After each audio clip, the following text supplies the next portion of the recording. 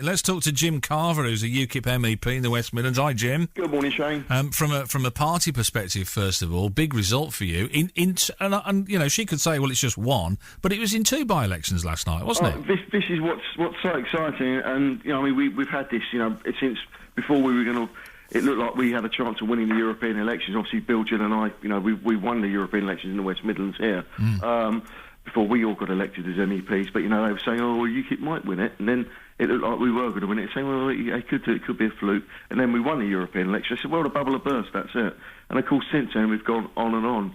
And what's interesting is actually the point you just made, Shane, is obviously last night Douglas got a fantastic result. That's his score, you know, was the highest ever turnover in a parliamentary by-election since the war. He's obviously, I mean, he's high profile in Clacton, though, is he? He's a hard-working. Do you worry though that they voted for him rather than UKIP? No, I didn't. And I think what we saw in Middleton and Heywood yesterday, I was actually up there yesterday. You know, what we saw in Middleton and Heywood was large numbers of people coming from all political parties. I mean, let's make no bones about it. You know, I saw Emma Reynolds up there knocking doors. You know, the Wolverhampton North East Labour MP knocking doors. You know, they were absolutely petrified, and we were, you know, within 600 votes of doing it. And that was in at the general election, last general election, Labour had 18,500 more votes than UKIP, and we've done phenomenally well to go on. And what we've shown is there are large swathes now of the Midlands and the north of the country where, you know, UKIP are the opposition to Ed Miliband. And it's very simple, you know, Conservatives and indeed Labour are saying the same thing. You know, they're saying, oh, if you vote Labour, it's quite funny, they're saying what Priti Patel is saying, but they're saying if you vote UKIP, you know, you get Cameron. Well, do you know, I've heard both sides say this, Jim, and I just wonder, as a political party, I mean, from a you know, just sitting as one of the hoi polloi, as it were, you kind of think that's really no argument at all. Is that why you now think you've got both of these parties on the ropes? Is because they're saying the best they can come up with is don't vote for them, otherwise the other ones will get in? Well, I've never been called hoi polloi before, so that's the first. No, thing. I was on about. I'm the hoi polloi.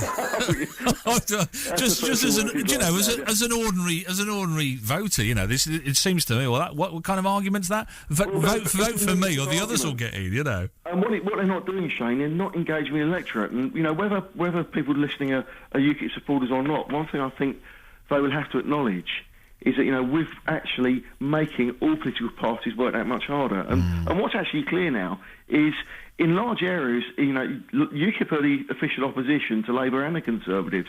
And at the end of the day, you know, we've got a clear message. We want to get Britain out of the European Union.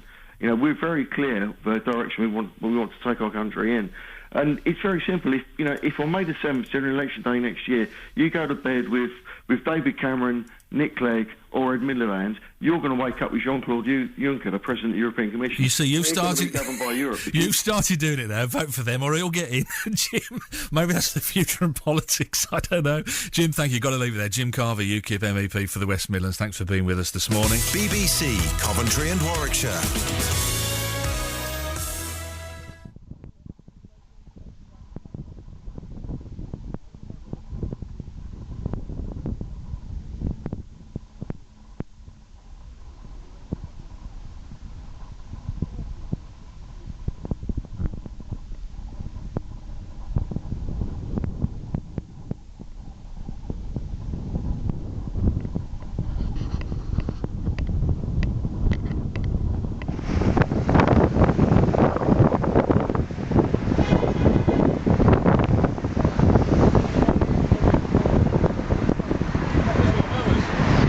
Yes.